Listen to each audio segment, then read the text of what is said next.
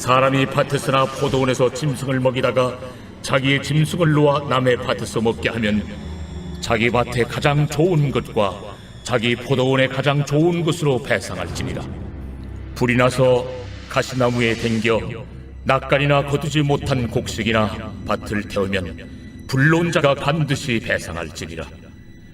사람이 돈이나 물품을 이웃에게 맡겨 지키게 하였다가 그 이웃집에서 도둑을 맞았는데 그 도둑이 잡히면 갑절을 배상할 것이요, 도둑이 잡히지 아니하면 그 집주인이 재판장 앞에 가서 자기가 그 이웃의 물품에 손댄 여부의 조사를 받을 것이며, 어떤 이런 물건, 즉 소나 나귀나 양이나 의복이나 또는 다른 이런 물건에 대하여 어떤 사람이 이르기를 이것이 그것이라 하면 양편이 재판장 앞에 나아갈 것이요, 재판장이 죄 있다고 하는 자가 그 상대편에게 갑절을 배상할지니라.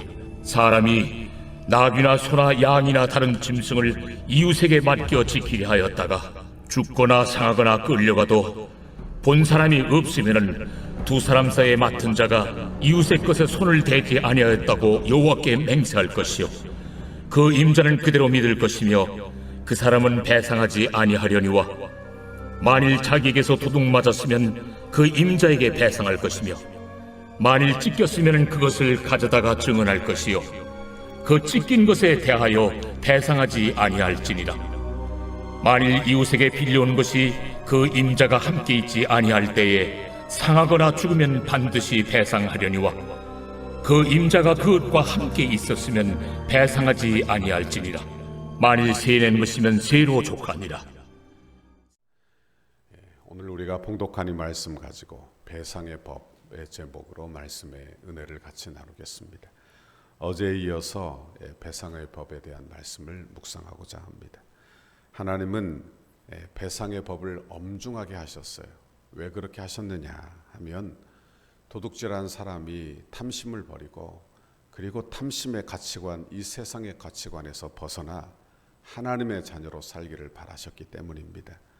그리고 만약 이 도둑이 도둑질했다 하더라도 이렇게 배상을 하게 함으로 죄책감에 시달려 살지 않기를 바라셨다 하는 것입니다.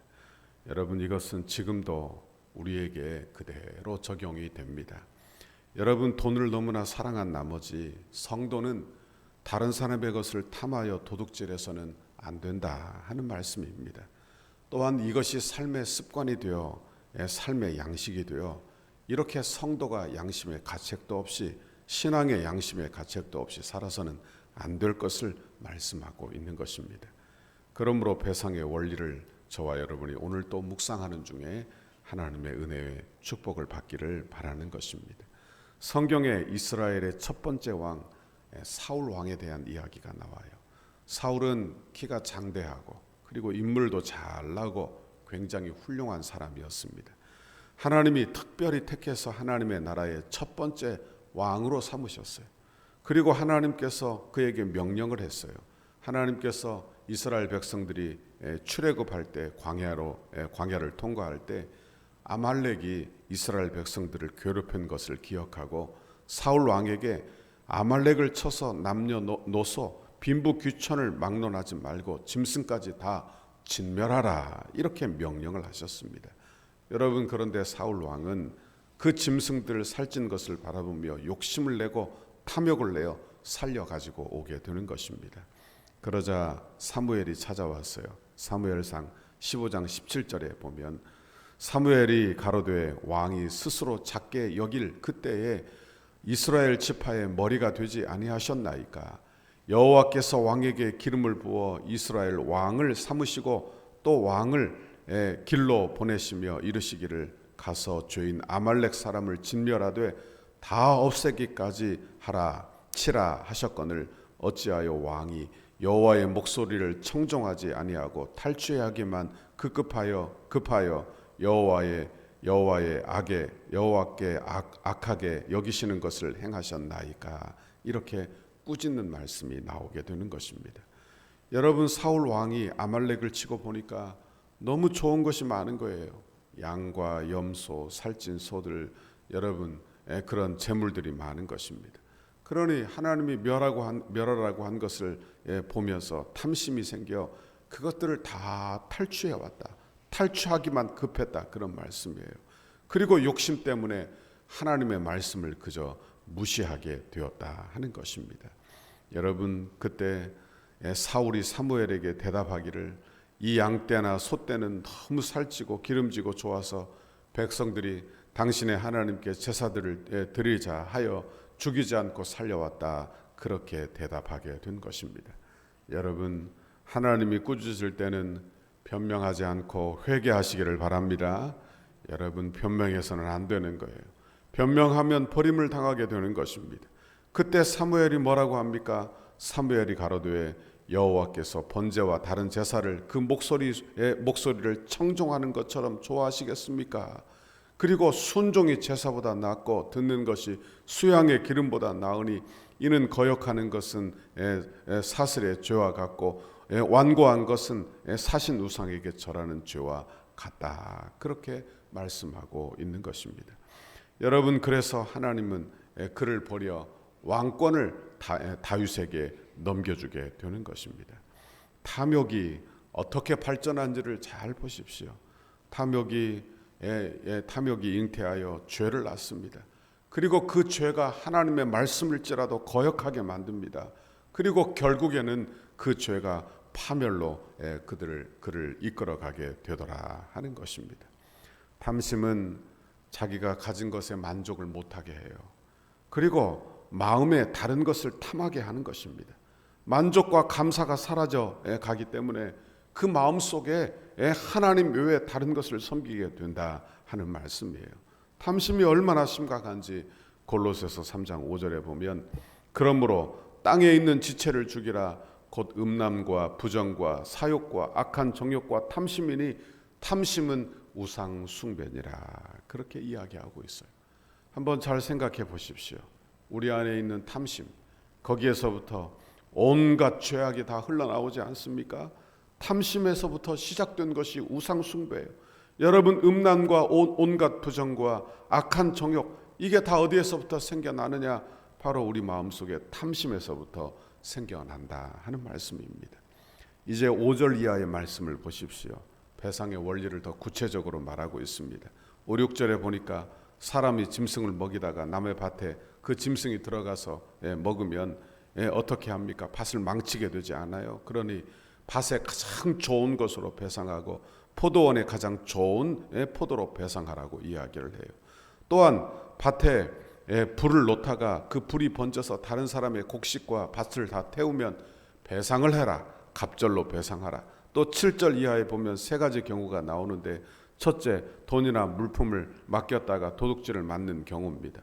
만일 도둑이 잡히면 그것을 배상해야 하지만 그렇지 않은 경우에는 자신이 도둑질하지 않았다 입증만 하면 책임이 없다.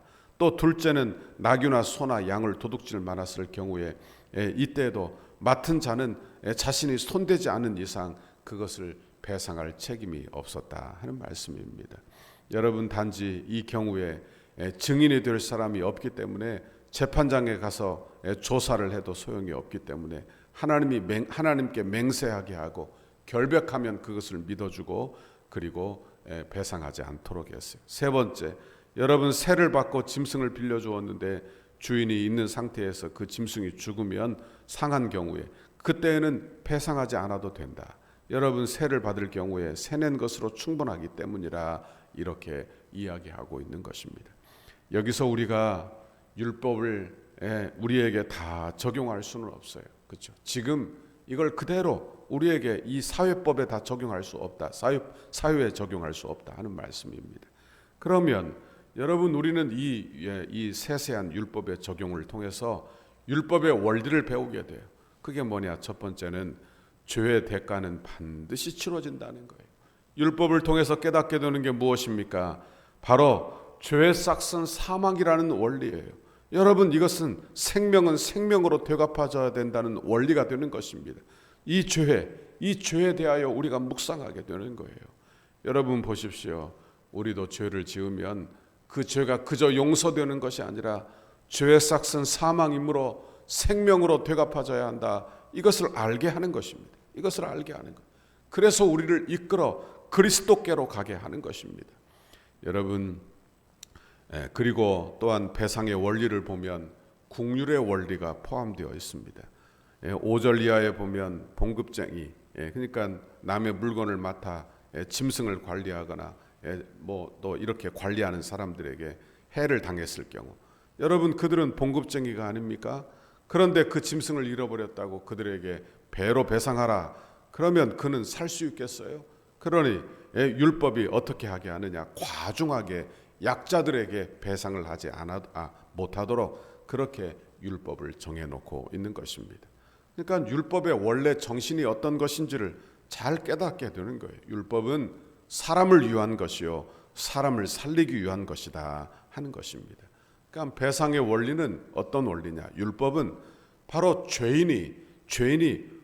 여러분 죄인이 악한 마음으로 그 죄로 말미암아 죄를 짓기 때문에 그 죄악된 마음 때문에 우리에게 주어진 것이 바로 율법이다 하는 것을 우리가 깨닫게 되는 것입니다. 여러분, 그럼에도 불구하고 배상의 원리는 우리로 하여금 죄의 싹은 반드시 치러져야 할 것을 우리에게 가르쳐 주고 있는 것입니다.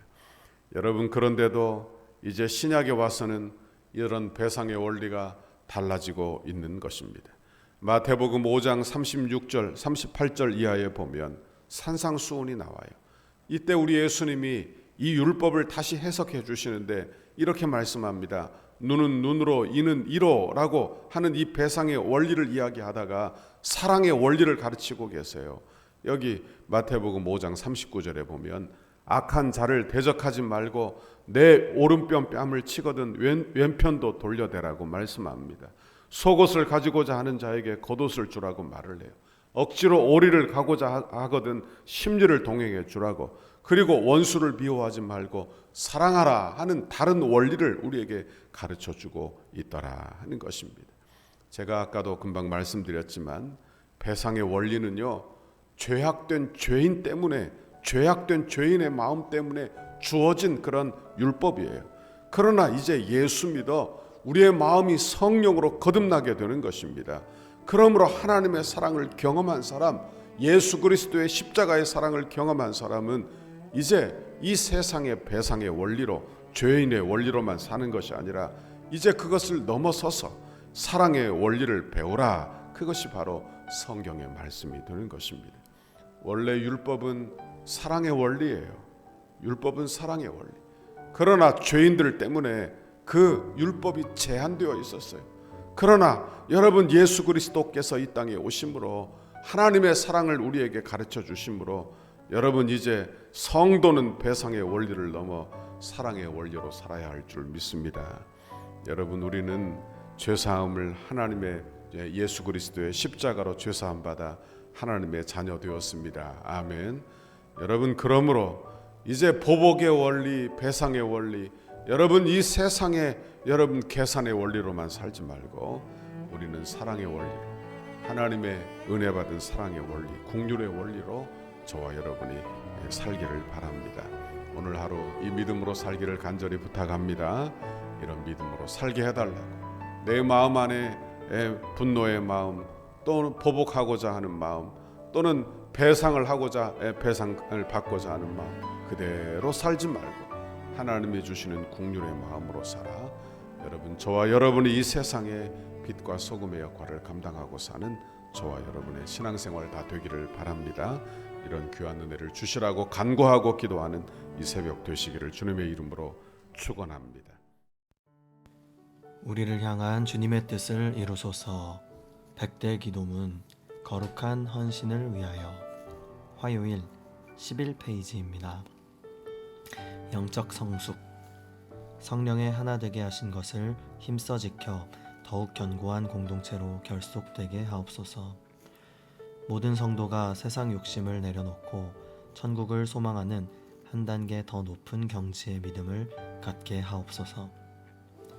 주의 거룩한 비전과 소명을 위해 한 번뿐인 인생을 사용하게 하시고 건축이 부담이 아닌 축복임을 깨달아 기대하는 마음으로 새로운 은혜의 땅에서 누리게 될 영광을 소망하게 하옵소서. 모든 성도가 기도의 용사로 강력한 영적 군사로 무장되게 하옵소서. 삶의 형통. 성도들의 헌신이 다음 세대를 위한 위대한 씨앗과 영적 자양분이 되게 하시고, 기쁨으로 헌신하는 성도들의 삶에 하늘의 신령한 복과 땅의 기름진 복을 주옵소서. 건축의 과정을 통해 영적 대부흥을 경험하게 하시고, 성전 건축에 참여하는 성도들의 개인과 자녀와 가정, 사업장에 물질과 지혜를 한없이 부으시고 기도로 성전을 짓게 하옵소서. 사명 완수. 성전 건축의 모든 과정을 통해 온 성도들이 가슴 깊이 교회를 사랑하고 간절한 마음으로 새 일을 기대하며 꿈꾸게 하시고, 시대와 민족과 교회 앞에서 하나님의 주신 사명임을 깨달아 영아부에서 장년부까지 온 교회가 한 마음으로 달려가게 하옵소서. 건축이 진행되는 동안 온 교회가 믿음의 튼튼한 공동체로 결속되게 하시고 한 마음으로 성전 건축에 참여하며 주님의 한 몸으로 일하게 하옵소서. 성도들이 건축을 통하여 믿음의 그릇이 더욱 커지게 하시고 새로운 공간에서 펼쳐질 주님의 비전을 넉넉히 감당하게 하옵소서. 성도들이 기쁨으로 헌신하여 덕소를 살리는 생명의 도화선이 되게 하옵소서. 한 영혼도 소외됨이 없이 믿음 안에서 기적의 역사를 이루는 통로로 쓰임받게 하옵소서. 건축의 내용을 이해하고 모두가 적극 동참하여 건축 홍보자가 되게 하소서. 믿음 계승. 건축을 통하여 선대의 고결한 믿음의 유산을 계승하도록 은혜를 주옵소서. 덕소교회의 모든 가정이 믿음의 주요 또 온전하게 하시는 예수를 바라보는 가정이 되게 하시고, 부모를 공경하고 부모의 신앙을 자녀들이 배워서 믿음의 명문 가정을 이루게 하옵소서. 예수님의 이름으로 기도하옵나이다. 아멘.